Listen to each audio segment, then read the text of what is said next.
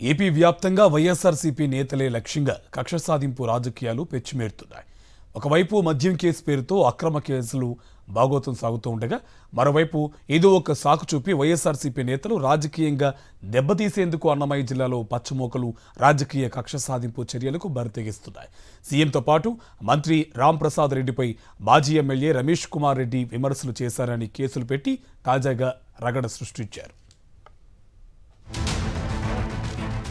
అన్నమయ్య జిల్లా రాయచోటిలో వైఎస్ఆర్సీపీ బలంగా ఉండటాన్ని జీర్ణించుకోలేక ఆ పార్టీని దెబ్బతీసేందుకు కూటమి సర్కార్ అడ్డదారులు తొక్కుతోంది.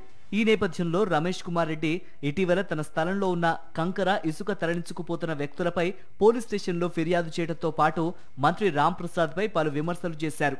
అలాగే వైఎస్ఆర్సీపీ ప్రతిష్టాత్మకంగా చేపట్టిన బాబు ష్యూరిటీ మోసం గ్యారంటీ కార్యక్రమాన్ని జిల్లాలోని చిన్నమండెం మండలంలో రమేష్ కుమార్ కార్యక్రమం నిర్వహించి చంద్రబాబు మేనిఫెస్టోపై రీకాల్ కోరారు.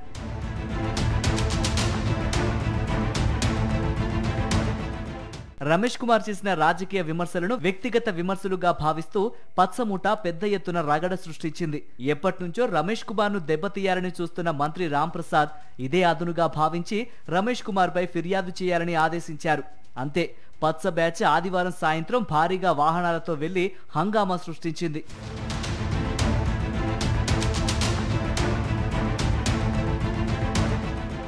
మరోవైపు రాయచోటి నుంచి టీడీపీ శ్రేణులు లక్కిరెడ్డిపల్లెలోని రమేష్ రెడ్డి ఇంటి మీదికి వెళ్తున్నారన్న ప్రచారం నేపథ్యంలో వైఎస్ఆర్సీపీ నేతలు, కార్యకర్తలు కూడా భారీ ఎత్తున మాజీ ఎమ్మెల్యే రమేష్ రెడ్డి ఇంటి వద్దకు చేరుకున్నారు. ఈలోపే స్థానిక సీఐ కొండారెడ్డి ఆధ్వర్యంలో పోలీసులు భారీ ఎత్తున ఆయన ఇంటి వద్దకు చేరుకొని ఆయన్ను అదుపులోకి తీసుకుని అక్కడి నుంచి తరలించారు. రమేష్ రెడ్డి ఎంత వారిస్తున్నా వినకుండా పోలీసులు వాహనం ఎక్కించుకుని తీసుకువెళ్లారు. ఇటు వైఎస్ఆర్సీపీ, అటు టీడీపీ నేతలతో కొద్దిసేపు లక్కిరెడ్డిపల్లిలో ఉద్రిక్త వాతావరణం నెలకొంది.